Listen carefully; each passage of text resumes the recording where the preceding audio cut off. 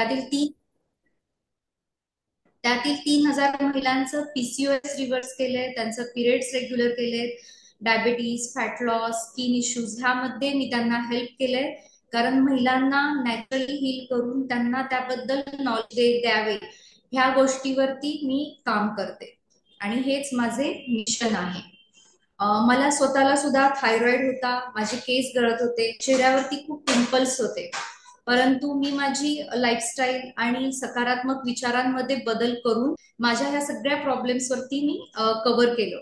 तेव्हा मला असं जाणवलं की जर हे मी करू शकते तर माझ्यासारख्या अनेक महिला आहेत ज्या औषध गोळ्यांवरती अवलंबून आहेत, त्यांना सुद्धा मला हे नॉलेज द्यायचं आहे की जेणेकरून त्या त्यांची लाईफस्टाईल मध्ये चेंज करून फायदा घेऊ शकतील. आणि म्हणूनच आज आपण इथे शिकणार आहोत की अन्नाचा आपल्या हार्मोन्स वरती कसा परिणाम होतो आणि दुसरी गोष्ट विचारांचा सुद्धा आपल्या हार्मोन्सवर कसा परिणाम होतो आणि हार्मोन्स इम्बॅलन्स होतात आणि त्यातून आपल्याला कोणते आजार होतात. तर तुम्ही सगळे रेडी आहात का माझ्या बरोबर हे सगळं शिकण्यासाठी? रेडी असाल तर चॅट बॉक्स मध्ये येस टाका. चॅट बॉक्स मध्ये येस टाका जर तुम्ही खरंच रेडी असाल, तुम्हाला इंटरेस्टिंग वाटत असेल आणि तुम्ही खूप उत्साही असाल तर. Okay, thank you thank you. तुमच्या सगळ्यांचा एवढा सुंदर रिस्पॉन्स आहे. तर चला आपण वेळ न घालवता पुढे जाऊया.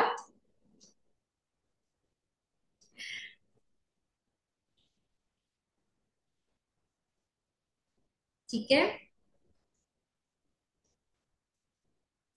आता ह्या आजच्या वर्कशॉपचं ऑब्जेक्टिव्ह काय, तर या 15 वर्षाचा माझा अनुभव असा आहे की लेडीज माझ्याकडे जेव्हा क्लिनिकमध्ये येतात तेव्हा त्यांचं असं असतं की मॅम मी इतकं सगळं करूनही मला रिझल्ट नाहीये. जेव्हा त्या फर्स्ट टाइम मला भेटायला येतात मी आता काय करू असं विचारतात. तर त्यांनी खूप सारे घरगुती उपाय केलेले असतात, खूप एक्झर्शन करून त्या व्यायाम करतात, घाम गाळतात, तरी सुद्धा त्यांचे हेल्थ इश्यूज कव्हर होत नाहीत. का तर त्यांनी त्यांच्या बॉडीला कम्प्लिटली अंडरस्टँड नाही केलं आणि इंटरनली त्यांनी समजून न घेता त्यांच्या सिस्टीमवर काम नाही केलं.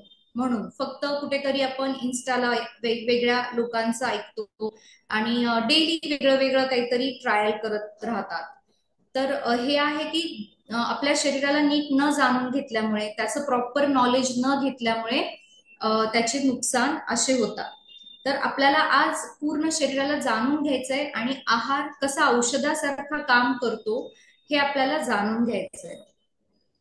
माझ्याकडे एक क्लायंट आली होती जी फक्त 30 वर्षाची होती आणि जी फक्त 30 वर्षाची होती आणि तिला इश्यूज होते, पीसीओएस होतं, वेट गेन होतं, इरेग्युलर पिरियड्स होते,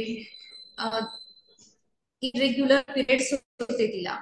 मग मी तिला क्लीन डाएट ज्याच्यामध्ये ग्रेन्स, पल्सेस, सीड्स असतील, तिचा डेली योगा आणि तिचा स्ट्रेस कमी होण्यासाठी तिला गायडेड मेडिटेशन 3 महिने तिनं सगळं सलग फॉलो केलं आणि मॅक्झिमम सगळं तिनं जसं सांगितलंय तसं फॉलो केलं.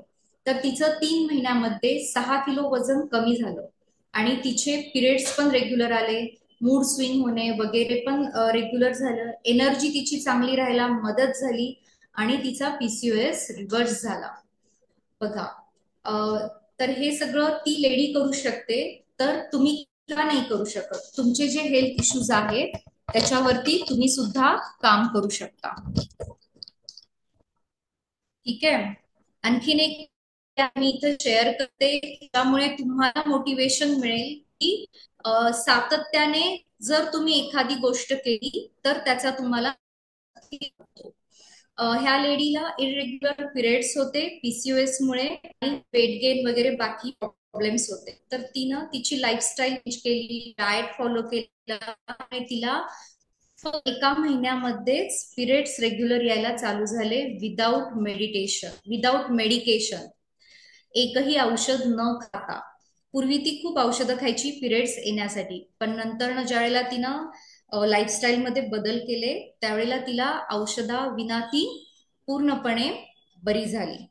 तर हे आहेत रिझल्ट्स जे की आपण लाईफस्टाईल चेंज केल्यामुळे आपल्याला येऊ शकतो. तर मग तुम्ही सगळे तयार आहात का? तयार असाल तर येस म्हणा. तुमच्या लाईफस्टाईल मध्ये सकारात्मक बदल करण्यासाठी. चॅट बॉक्स मध्ये तुम्ही मला असे टाका. Okay, thank you so much. चला मग तुम्ही सगळे तयार आहात. खूप साऱ्या जणांनी रिप्लाय टाकलेले आहेत, आता आपण पुढे जाऊयात.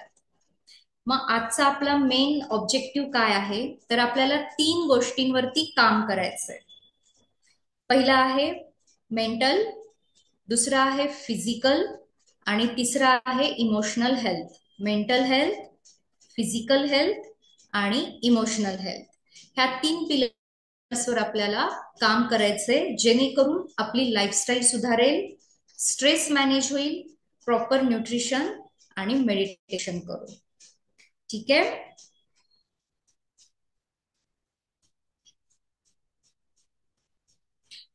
माझा आजचा गोल आहे हे सेशन घेण्याचा, की हार्मोनल इम्बॅलन्स आपल्या शरीरावरती कसा इफेक्ट करतो हे तुम्हाला सांगण्याचा, आणि त्याच्यावरती आपण नॅचरल उपाय काय करू शकतो. राईट फूड, लाईफस्टाईल चॉईसेस हे तुम्हाला काय करतील, तुमचे हेल्दियर व्हर्जन बनवतील. म्हणजेच काय होईल की तुम्ही दुसरीकडे बघत असाल की म्हणजे तुम्हाला दुसऱ्यांमध्ये बघितल्यावर असं वाटत असेल की मला सुद्धा असे कपडे घालायचे, मला सुद्धा अशी फिगर मेंटेन करायची, मला माझ्या केसांची हेल्थ अशी चांगली करायची, स्किन माझी अशी सुंदर ग्लो झाली पाहिजे. म्हणजेच तुमचं जे आत्ताचं वर्जन आहे त्याच्यापेक्षा सुद्धा तुम्हाला जास्त हेल्दियर व्हायचं, आणि ते हेल्दियर व्हायचं असेल तर आपल्याला ह्या सगळ्या गोष्टींकडे हा गोल आहे की ह्या सगळ्या गोष्टींबद्दल तुम्हाला माहिती देण्याचा. आणि त्यातून आजच्या या सेशन मधून तुम्ही काय शिकणार आहात, तुम्ही काय घेणार आहात, तर पूर्णपणे हार्मोनल्स आणि पीसीओएस बद्दलचं माहिती, जेणेकरून तुम्हाला कुणाला जर तो आजार असेल किंवा तुमच्या जवळच्या लोकांना असेल तर तुम्ही त्यांना सुद्धा गाईड करू शकाल. त्याच्यानंतर तुमचं लाईफस्टाईल आणि फूड हे तुमच्यावरती कसं इम्पॅक्ट करते हे आपण ह्यातून बघणार आहोत. आणि नॅचरल होलिस्टिक रिव्हर्सल याबद्दलचं नॉलेज, तुमचं टायमिंग आणि तुम्ही त्याची केअर कशी घेतली पाहिजे हे सुद्धा आपण या आजच्या सेशन मधनं घेणार आहोत. आजचं हे सेशन मध्ये मी तुम्हाला 3 स्टेप्स मध्ये सांगणार आहे. ओके, एकच मिनिट मी पॉज घेते. मॅम लाईट आलेली आहे, मी कॅमेरा ऑन करते. अरे थँक्यू. आणि खूप वेळापासून लाईट नसल्यामुळे मला फारसं काही प्रिपरेशन करता आलं नाही. हा, ठीक आहे, तरी सुद्धा एकच मी मिनिट वेट करूयात, मॅम कॅमेरा ऑन करतील. येस. तर थँक्यू, तुम्ही आतापर्यंतच विदाउट कॅमेरा सेशन अटेंड केलं. आता मी कॅमेरा ऑन करते, 1 सेकंद. Yes, hello all. आता बघा तुम्हाला माझी स्किन कशी वाटते. तर पूर्वी माझ्या चेहऱ्यावरती खूप पिंपल्स होते, आणि मी स्वतःला माझ्या लाईफस्टाईल चेंज करून खूप रिव्हर्स केलेलं आहे. आणि म्हणूनच माझी खूप इच्छा आहे की जास्तीत जास्त लोकांपर्यंत हे नॉलेज पोचावं. आणि त्या दृष्टीनं आजचं आपलं हे सेशन आहे, जे की 3 स्टेप्स मध्ये चालणार आहे. पहिलं सिम्पटम्स, त्याच्यानंतर कॉझेस, आणि त्याच्यानंतर मी तुम्हाला सोल्युशन सुद्धा देणार आहे. त्यामुळे शेवटपर्यंत सेशन अटेंड करा, कुठेही जाऊ नका, आणि तुम्ही ह्याच्या नोट्स पण बनवून घ्या, तुम्हाला त्या उपयोगी पडतील. ठीक आहे, चलो. नैसर्गिक उपाय, मार्ग आणि पीसीओएस चे मूळ कारण समजून घेऊयात आपण. आपण आतापर्यंत ऐकत आलोय पीसीओएस पीसीओएस पीसीओएस. तर पीसीओएस म्हणजे नेमकं काय, तर पॉलिसिस्टिक ओव्हरी सिंड्रोम. म्हणजेच हार्मोनच्या असंतुलनामुळे ओव्हरीज मध्ये, अंडाशयामध्ये सिस्ट तयार होतात, आणि त्याचे बॉडीवरती इफेक्ट दिसायला लागतात, जसे की पिरियड्स इरेग्युलर यायला लागतात, पिंपल्स येतात, वेट गेन होतं, मूड स्विंग्स होतात, आणि ज्यांना प्रेग्नन्सीसाठी चान्स घ्यायचा आहे, कन्सिव्ह राहायचं आहे, त्यांना इनफर्टिलिटी सारख्या इश्यूंना सामोरे जावे लागते, फक्त ह्या एका कारणामुळे. मग याची कॉजेस काय आहेत तर आपल्याला माहितीच आहे की हार्मोनल इम्बॅलन्स. मग हार्मोन्स इम्बॅलन्स का होतो, इथली तर सुद्धा. आपल्या फूडमुळे एकतर हार्मोन इम्बॅलन्स होतो, जे आपल्या शरीरामध्ये सगळ्या सिस्टीम चालू असतात. पचनाची सिस्टीम, आपली सायकल, मेन्स्ट्रल सायकल रेग्युलर राहण्याची सिस्टीम, आपले हार्टबीट्स, आपलं ब्रेनचं फंक्शन, ह्या सगळ्या सिस्टीम रेग्युलर चालण्यासाठी हार्मोनचा सुद्धा मेन रोल आहे. आपल्या ब्रेन पासून ते आपल्या संपूर्ण शरीरामध्ये हार्मोन्स सतत कार्यरत असतात. त्यामुळे त्यांची सायकलमध्ये डिस्टर्बन्स यायला आपलं फूड कारणीभूत ठरतं, विचार कारणीभूत ठरतात. त्याच्यानंतरनं लॅक ऑफ फिजिकल ऍक्टिव्हिटी, म्हणजे जर तुमची सेडेंटरी लाईफस्टाईल असेल, तुम्ही बैठे काम करत असाल आणि शरीराला त्या प्रमाणात हालचाल नसेल, तरी सुद्धा हार्मोनल इम्बॅलन्स होतो. स्ट्रेसचा कसा इफेक्ट होतो बघा, आपल्याला दिवसभरात 60,000 विचार मनामध्ये येत असतात. 60,000. आणि त्यातले 90% विचार हे फक्त निगेटिव्ह असतात आणि 10% चांगले असतात. आणि निगेटिव्ह विचारांचा इम्पॅक्ट आपल्या सतत शरीरावरती होत असतो. ह्याचं सिंपल एक्झाम्पल जर तुम्हाला बघायचं म्हणलं, तर ज्या वेळेला परीक्षेचा काळ असतो, मुलांची 10वी 12वीचे पेपर्स असतात किंवा आता एंट्रन्स एक्झाम वगैरे होतात मुलांच्या, त्याचा काळ असतो. त्यावेळेला मुलांना जास्तीत जास्त त्रास होतो का, तर त्यांचं पोट दुखायला लागतं, त्यांना ऍसिडिटी होते, व्हॉमिटिंग होतं किंवा फिवर येतो, टेम्परेचर येतं, नेमकं परीक्षेच्या काळातच. तर का होतं हे? तर स्ट्रेस वाढल्यामुळं. हे आपण बघतो, हे जनरल एक्झाम्पल आहे. तसंच आपल्या सुद्धा शरीरामध्ये स्ट्रेसचा इफेक्ट असा निगेटिव्हली होत असतो. आता जो परीक्षेचा स्ट्रेस आहे तो टेम्पररी असतो, परीक्षा संपली की जातो, त्यामुळे ते सिमटम्स तिथं लगेचच बरे होऊन जातात. पण आता लोकांना किंवा महिलांना क्रॉनिक स्ट्रेस राहतो, म्हणजे लॉंग टाइम स्ट्रेस राहतो, सतत सतत अतिविचार आणि ताणतणावात राहिल्यामुळे हार्मोनल इम्बॅलन्स होतात. एक दिवस ताण आला, 2 दिवस ताण आल्यामुळे होत नाही.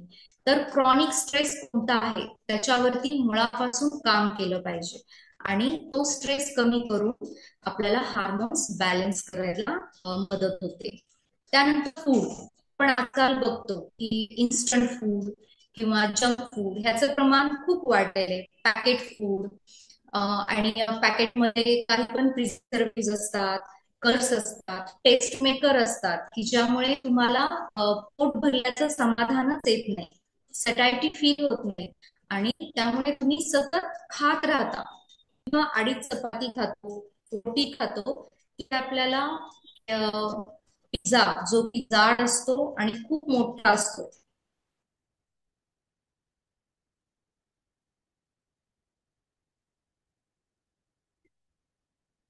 बाहेरच गेल्या बहुतेक.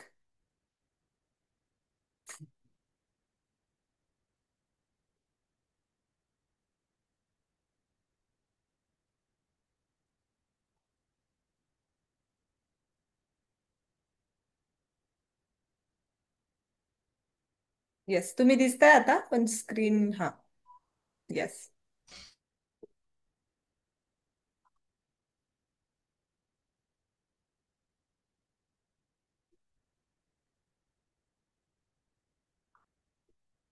मेगा मॅम, तुम्ही काही वेळ कॅमेरा बंद ठेवला तरी चालेल, कारण कॅमेरा ऑन केला की मग तुमच्याकडे नेटवर्क इश्यू येतो. तर काही वेळ बंदच चालेल. ठेव. हा. तसं- हो. हो, आता स्क्रीन शेअरिंग होते. ओके. नो हो. प्रॉब्लेम.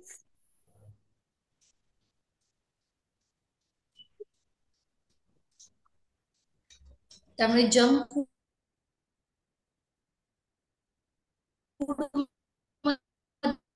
आपल्या बॉडीवर असे इफेक्ट करतात की आपल्याला समाधान देत नाही आणि त्याची टेस्ट जी तोंडात राहते ती आपल्याला पुन्हा पुन्हा तेच फूड खाण्यासाठी क्रेविंग करतं. त्यामुळे त्या सायकलमध्ये नूडल्स आहेत, मंचुरियन आहेत किंवा पॅकेज फूड आहे आणि त्यामुळे आपल्या बॉडीवरती त्याचे साईड इफेक्ट्स होत राहतात आणि हे वारंवार खाऊन त्याचे इफेक्ट्स दिसायला लागतात. आणि मगाशी आपण बोललो की लॅक ऑफ फिजिकल ऍक्टिव्हिटी, ज्यांचे बैठे लाईफस्टाईल आहे त्यांच्या बॉडीतले हार्मोन्स प्रॉपर सर्क्युलेट होत नाही आणि त्यामुळे त्यांना हार्मोनल इम्बॅलन्सला सामोरे जावे लागते. आणि पाचवं कारण जे आहे ते जेनेटिक, काही अंशी जेनेटिक हे काही अंशी धरलं जातं, पण मेजरली आपल्या लाईफस्टाईल मधल्या बदलांमध्ये आपण जेनेटिक सुद्धा कंट्रोल करू शकतो. ठीक आहे, पुढे जाऊया. आता आहाराचा कसा परिणाम होतो, तर आत्ताच आपण बघितलं की जंक फूड आपल्या बॉडीमध्ये कसं काम करतं, का तर ते पूर्णपणे केमिकल युक्त असतं. आणि त्यामुळे बॉडीत इन्सुलिन हा सुद्धा एक हार्मोनच आहे, जो आपल्या बॉडीतली शुगर कंट्रोल करायला, मेंटेन करायला मदत करतो. आणि इन्सुलिन हार्मोन आपल्या स्नायूंना ताकद देतो, त्याच्या एनर्जी ट्रान्सपोर्ट करण्याचं त्याचं काम असतं. आणि ज्या वेळेला हार्मोन्स इम्बॅलन्स होतात, इन्सुलिन इम्बॅलन्स होतं, त्यावेळेस ते रेझिस्टन्स वाढवतं, म्हणजे ते आपल्या स्नायूंना एनर्जी देत नाही. आणि म्हणून वीकनेस येतो, किंवा थोडं काम केलं की थकवा यायला लागतो. आणि खूप काळ जर हे इन्सुलिन रेझिस्टन्स राहिलं, हा इन्सुलिन हार्मोन डिस्टर्ब झाला, तर त्याचं रूपांतर डायबेटीस मध्ये सुद्धा व्हायला लागतं. आणि पीसीओएस मध्ये सुद्धा डायबेटीसची लक्षणं आढळलेली आहेत. त्यामुळे जंक फूड हे एक रिझन आहे, आणि त्याचा हार्मोन्सवरती असा परिणाम होतो. त्याच्यानंतर ओव्हर इटिंग किंवा स्किपिंग मील्स. ओव्हर इटिंग म्हणजे काय, पोट भरलेलं आहे तरी पण आपण आवडीचा पदार्थ आहे, मनाचं समाधान होत नाही म्हणून खात राहतो, त्याला ओव्हर इटिंग म्हणतात. मग ओव्हर इटिंग केलेलं फूड कसं डायजेस्ट होईल? बघा, एक मिक्सरचं भांडं आहे आणि त्याच्यामध्ये आपण खूप सारे मटेरियल एकाच वेळेला घातले, वरती जागा सुद्धा ठेवली नाही, आणि तो पण पॅक बसवायचा प्रयत्न केला, दाबून धरलं आणि ते मिक्सरला फिरवलं, तर काय होईल? ते सगळं उडून बाहेर येणार आहे, किंवा ते नीट फिरलं जाणार नाही. जरी तुम्ही वरनं पॅक बसवलं तरी ते आतमध्ये नीट त्याचं मिक्सचर होणार नाही. तसंच आपल्या पोटाचं सुद्धा आहे. आपण जर अन्न खूप जास्त खाल्लं, अगदी पोट गच्च भरेपर्यंत, तर पोटामध्ये अन्न चांगलं मिक्स होणार नाही, आणि त्याचा शरीरामध्ये ऍब्सॉर्प्शन नीट न झाल्यामुळे हार्मोन्स इम्बॅलन्स होतात. त्याच्यानंतर स्किपिंग मिल्स, जेवण टाइम टू टाइम न घेतल्यामुळे, किंवा एक टाइमचं जेवण स्किप केल्यामुळे सुद्धा हार्मोन्स डिस्टर्ब राहतात. आणि त्यासाठी बॅलन्स आणि नैसर्गिक आहार हा महत्वाचा आहे. तर इथपर्यंत सगळ्यांना क्लिअर आहे? क्लिअर असेल तर मला सी म्हणून चॅट बॉक्स मध्ये टाईप करा. आतापर्यंत जे आपण बघितलं ते सगळं क्लिअर असेल तर सी म्हणून टाईप करा, मग आपण पुढे जाऊ. Okay, okay, thank you so much. तर चला, म्हणजे तुम्ही सगळेजण क्लिअर आहात इथपर्यंत की आपला आहाराचा कसा परिणाम होतो आणि त्याचे हार्मोन इम्बॅलन्स व्हायचे कॉजेस काय आहेत हे आपण बघितलं. पुढे जाऊया. आता आपल्याला हे बघायचंय की आपण आहारातून आपल्या बॉडीला कसं हील करू शकतो. तर आपल्याकडे जे घरगुती आपल्या किचन मध्ये जे पदार्थ आहेत तेच आपल्या बॉडीला हील करण्यासाठी मदत करतात. आणि म्हणून मी माझ्या क्लायंटला नेहमी सांगते की तुमचा आहार हेच तुमचे किचन आहे, सॉरी, तुमचा आहार हेच तुमचे औषध आहे, आणि तुमचं किचन हेच तुमचं औषधालय आहे. तर तुमचं औषध तुमच्या किचन मध्येच सापडेल. आणि ते कोणते कोणते आहे, तर नट्स अँड सीड्स, म्हणजे आपल्या घरामध्ये बदाम असतात, अक्रोड असतात, आणि जवस असतात, ज्याला इंग्लिशमध्ये फ्लॅक्स सीड्स म्हणतात, किंवा भोपळ्याचे बी असतात जे हिरवे असतात. ह्या सगळ्यांमध्ये काय हेल्दी फॅट्स आहेत, आणि हे हेल्दी फॅट्स आहेत बदाम, अक्रोड आणि जवसमध्ये. तर हे हेल्दी फॅट्स काय काम करतात, तर आपल्या हार्मोन्सला त्यांचं काम चांगल्या पद्धतीनं करण्यासाठी मदत करतात. जे आपल्या आहारातून, तेलातून फॅट्स मिळतात ते हेल्दी नाही. जे सीड्स मधनं किंवा बियाणांमधून जे मिळतं ते हेल्दी फॅट्स आहेत. त्याच्यानंतर पंपकिन सीड्स म्हणजे भोपळ्याचे बी जे असतात, त्यातनं आपल्याला मॅग्नेशियम मिळतं. मॅग्नेशियम हे हार्मोन्स बॅलन्स करायला मदत करते. मॅग्नेशियममुळे झोप चांगली लागायला मदत होते. ज्यांना झोपेचे प्रॉब्लेम्स आहेत त्यांना भोपळ्याचे बी हे खूप चांगले आहेत, त्यांनी ते घ्यायला हरकत नाही. ज्यांना कोलेस्ट्रॉलचा प्रॉब्लेम आहे त्यांनी सुद्धा फ्लॅक्स सीड्स, अक्रोड, बदाम हे घेतल्याने त्यांचे कोलेस्ट्रॉल सुद्धा कंट्रोल राहायला मदत होते. त्याच्यानंतर पल्सेस आणि लेग्युम्स म्हणजे आपल्या घरात ज्या डाळी आणि उसळी आहेत त्या सगळ्या, त्यातून आपल्याला प्रोटीन्स मिळते, आणि फायबर सुद्धा व्यवस्थित मिळते. परंतु ते योग्य मात्रामध्ये घेतलं तर त्याचा चांगला फायदा मिळतो. त्याच्यानंतर होल ग्रेन्स म्हणजे जसं आता मॅम आणि सर तुम्हाला शिकवतात मिलेट्स, तर ते सगळ्यात त्याला होल ग्रेन्स म्हणतात. आता आपल्याकडे जो तांदूळ येतो तो पॉलिश येतो, किंवा प्रोसेस्ड ग्रेन म्हणजे मैदा, गरा, हे काय गव्हापासून प्रोसेस केलेले आहेत. आणि गव्हाला सुद्धा काय होतं आजकाल पॉलिश करून येतो. तर जास्तीत जास्त प्रमाणात आपल्या आहारात जर होल ग्रेन्सचं प्रमाण ठेवलं, जसं की ज्वारी, बाजरी, नाचणी आणि ओट्स, तर ह्याच्यामध्ये फायबर्स जास्त असतात, प्रोटीन चांगलं मिळतं आणि आपल्या बॉडीमध्ये एनर्जी यायला, आपल्या स्नायूंचं काम चांगलं राहायला मदत होते. त्याच्यानंतर व्हेजिटेबल्स, सगळ्या हिरव्या पालेभाज्यांमध्ये मिनरल्स असतात. मिनरल्स हे खूप कमी प्रमाणात शरीराला लागतात, परंतु ते शरीरासाठी खूप गरजेचे असतात आणि खूप महत्वाचे असतात.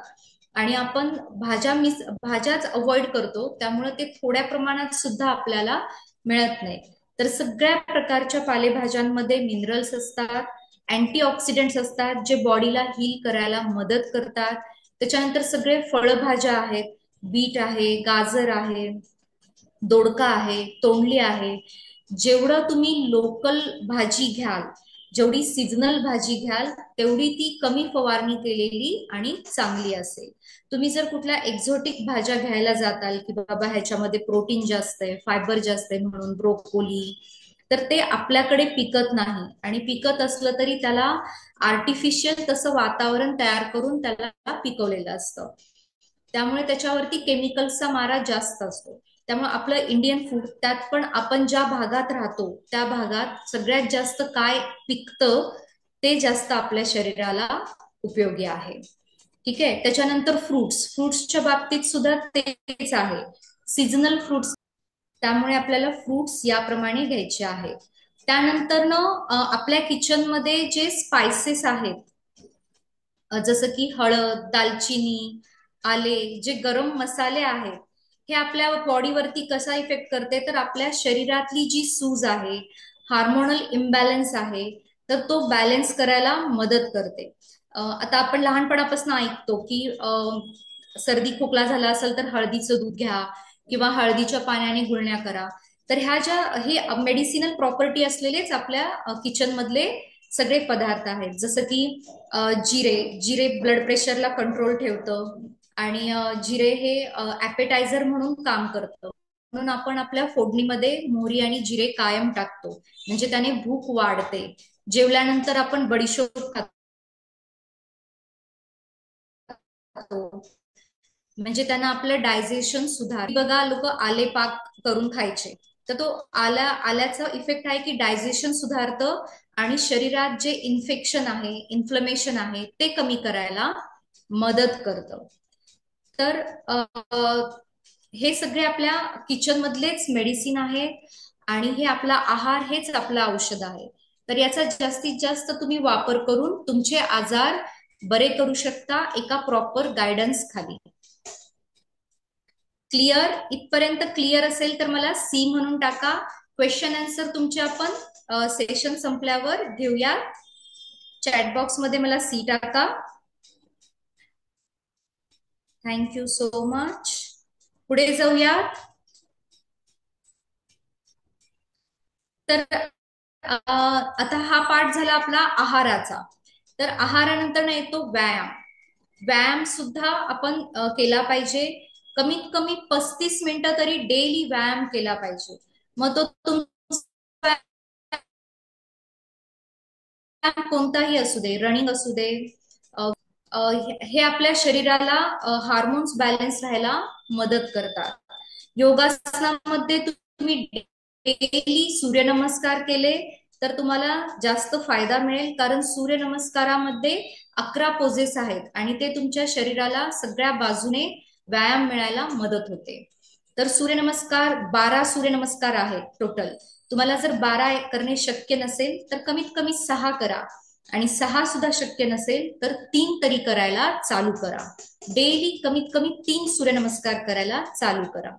आणि त्याच्यानंतर बद्ध कोणासन, भुजंगासन, धनुरासन, सेतुबंधासन, ही काही आसनं आहेत जी फिमेल रिप्रोडक्टिव्ह सिस्टीमला चांगलं डेव्हलप व्हायला मदत करतात. तर ही आसनं सुद्धा तुम्ही तुमच्या रोजच्या ह्याच्यात एक एक डेली एक आसन ऍड केलं तरी सुद्धा तुमचे हार्मोन्स बॅलन्स राहायला मदत होईल. तसंच आपला मनावरचा ताण तणाव कमी करण्यासाठी काही प्राणायाम आहेत जे केले पाहिजेत. जसं की अनुलोम विलोम आहे, भ्रामरी प्राणायाम आहे. हे प्राणायाम केल्यामुळे तुमचा मनावरचा ताण कंट्रोलमध्ये राहील. तुम्हाला क्लिअरली तुमचे थॉट्स कळतील की नेमकं तुम्हाला काय हवं आहे आणि काय नाही. प्राणायामामुळे ब्लड प्रेशर कंट्रोल राहायला मदत होते, अतिविचारांवर कंट्रोल राहायला मदत होते. बेसिकली योगाचा अर्थच हा आहे की माइंड आणि बॉडीचं कनेक्शन. ज्या वेळेला तुमचं मन आणि शरीर एका ठिकाणी एकरूप होईल त्यावेळेला तुम्हाला रिअलाइज होईल आणि एक एक गोष्टी तुमच्या क्लिअर होत जातील. त्यामुळे मेडिटेशन आणि प्राणायाम हे हार्मोन बॅलन्स करायला खूप महत्वाचे आहेत. अगदीच तुम्हाला प्राणायाम नसेल जमेत किंवा मेडिटेशन जमत नसेल तर सिम्पली काय करायचंय, फक्त आपल्या श्वासाकडे कॉन्सन्ट्रेट करायचंय. 5 मिनिट डोळे बंद करायचे आणि 5 मिनिट फक्त श्वासाकडे लक्ष द्यायचंय. कसा श्वास आत येतो, बाहेर जातो, पुन्हा आत येतो, ह्याच्याकडे लक्ष फोकस करायचं. हे मेडिटेशन तुम्ही केलं, सुरुवातीला ह्याच्यापासून सुरुवात करा आणि नंतर मग तुम्हाला जे गाइडेड मेडिटेशन करायचं असेल ते तुम्ही करू शकता. ठीक आहे. तर या प्रकारे आपण माइंड म्हणजे सकारात्मक विचार आणि ध्यान, संतुलित आहार, योग आणि स्वतःवरती विश्वास ठेवून ग्रॅटिट्यूड, सेल्फ लव्ह ह्यामुळं आपल्याला नैसर्गिक अप्रोच मिळाल्यामुळे बॉडी हील व्हायला मदत होते.